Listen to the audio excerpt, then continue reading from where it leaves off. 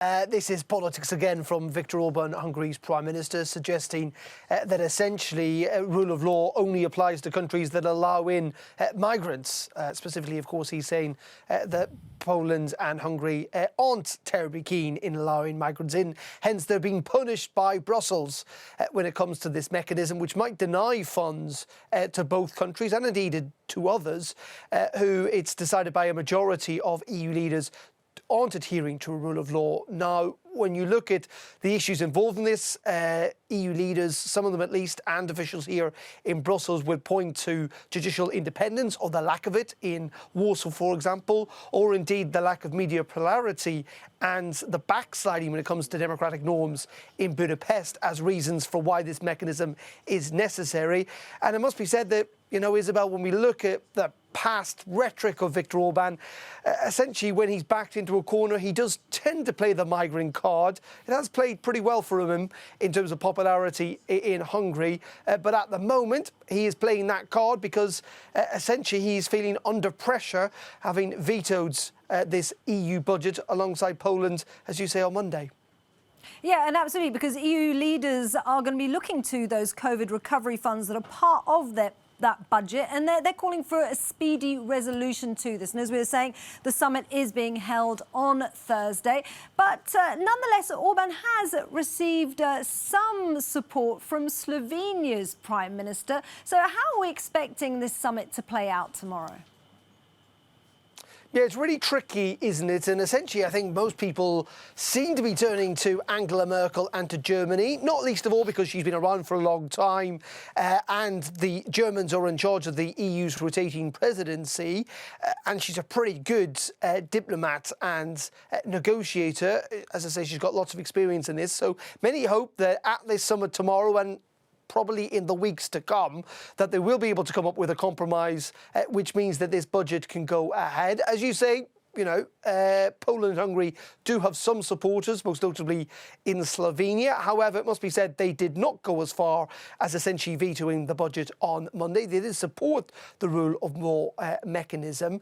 But, you know, the Prime Minister there talking very much about choppy waters, boats sailing into icebergs, and that Europe needs to be careful, and that essentially the mechanism that was agreed back by EU leaders and not the compromise that came out in the Parliament should be where things are. Though it must be said, the Slovenian Prime Minister in the last couple of weeks has been supporting Donald Trump quite vociferously and vocally while retweeting conspiracy theories. So, you know, maybe his views should be taken with a little bit of suspicion. But it is going to be a very, very tricky process in the weeks to come. And I've had a chance to speak to Manfred Weber. He is the leader of the EPP, the largest political grouping inside the European Parliament. And I began by asking him, essentially, was his political party not in part to blame for all of this? Because after all, Viktor Orbán's Fidesz party is inside the EPP, and shouldn't he and others be taking more action? This would be excluded, expelled already from the party. Then you would have not an answer to another question to me, because then we have the party political dispute anymore. That is not solving the problem. We are in front of a big crisis of the European Union. Now the question is, how can we overcome the veto from Hungary as a country and from Poland as a country, and probably as well others? That is the challenge on the table. Again, I'm clearly committed. I voted for Article 7 against Hungary, to start the procedure against Hungary. So I'm aware that we are facing there are a lot of problems with fundamental principles. No doubt about this.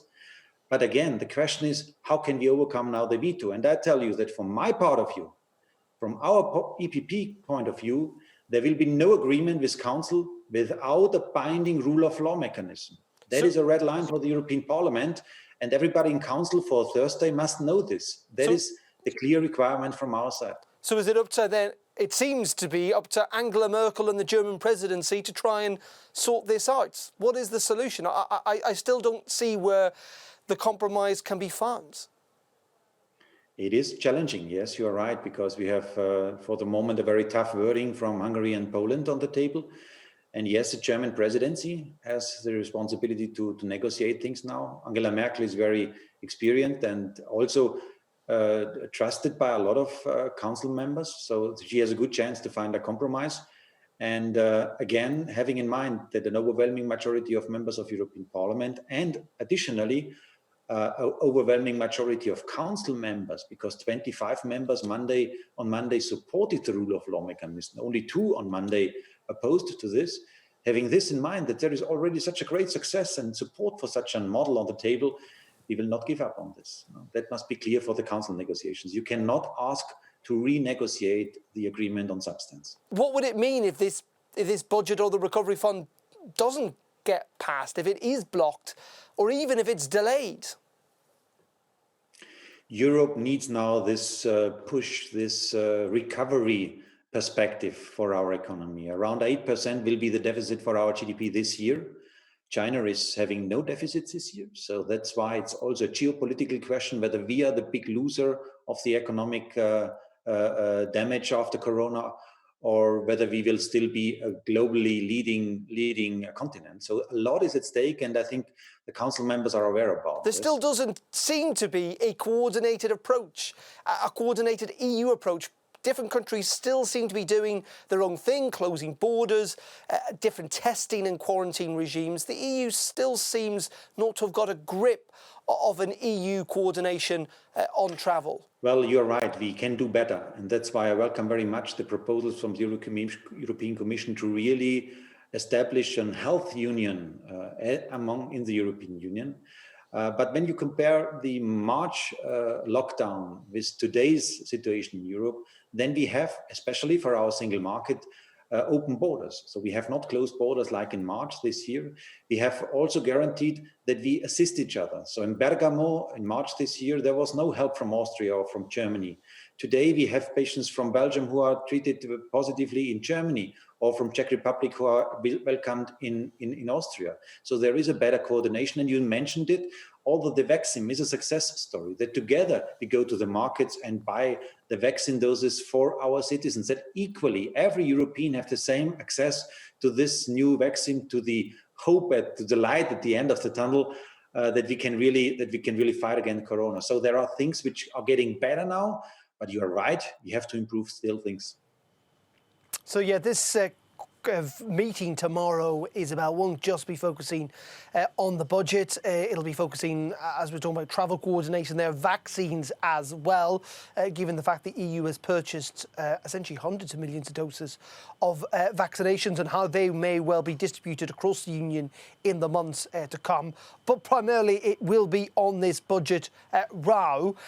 Be in no doubt, many view this as a crucial big moment for the European Union. Many within the Parliament and elsewhere saying Europe cannot back down on this rule of law mechanism. Mark Rutte, the Dutch Prime Minister, yesterday saying it was the bare minimum. Expect a big battle to come. How it ends up and the impact it has on all of us, we're just going to have to wait and see.